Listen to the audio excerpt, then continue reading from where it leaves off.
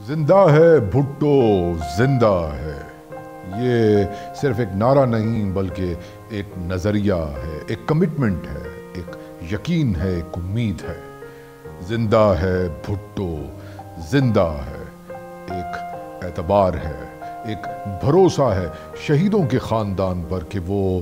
ہرائے جانے والوں کی جیت تک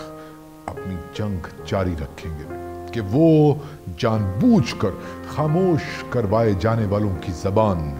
بنتے رہیں گے۔ زندہ ہے بھٹو، زندہ ہے، ایک وعدہ بھی ہے ہمارا کہ ہم سول سپریمیسی کی جد و جہد میں ہمیشہ ساتھ دیں گے شہید ذوالفقار علی بھٹو کے نظریے کا، ہم ساتھ دیں گے شہید محترمہ بے نظیر بھٹو کی کمٹمنٹ کا، اور ہم ساتھ دیں گے بلاول بھٹو زرداری کا کہ جنہوں نے ایک مرتبہ پھر آئین کی بالادستی کی تحریک میں ایک نئی روح پھونک دی۔ جی یہ اے پی سی تسلسل ہے بھٹوازم کا، یہ اے پی سی تحفہ ہے محترمہ بے نظیر بھٹو شہید کے اس خواب کا جس کی تعبیر میثاق جمہوریت ہے۔ یہ اے پی سی صدر آصف علی زرداری کے صبر کا پھل ہے، جنہوں نے یہ ثابت کر دیا کہ پاکستان میں کسی بھی طبقے، ثقافت یا صوبے کی نمائندگی کرنے والی کوئی بھی سیاسی جماعت اس وقت تک کامیاب نہیں ہو سکتی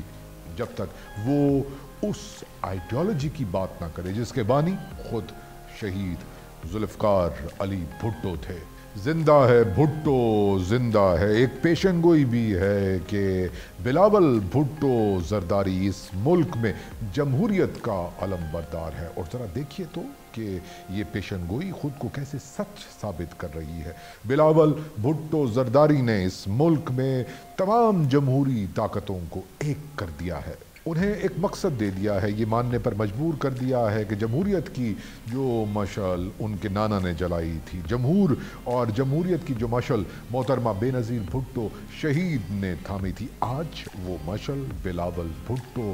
زرداری کے ہاتھ میں ہے۔ زندہ ہے بھٹو، زندہ ہے، ایک اعلان بھی ہے کہ جنرل ضیاء الحق کی سیاہ سیاست مر چکی ہے، دم توڑ چکی ہے، 90 کی دہائی کی سیاہ سیاست، اور اگر کچھ زندہ ہے تو صرف اور صرف نظریے کی سیاست، کمٹمنٹ کی سیاست، جس کی مشعل بلاول بھٹو زرداری کے ہاتھ میں ہے، اور پاکستان کی تمام جمہوری قوتیں بلاول بھٹو زرداری کے شانہ بشانہ کھڑی ہیں۔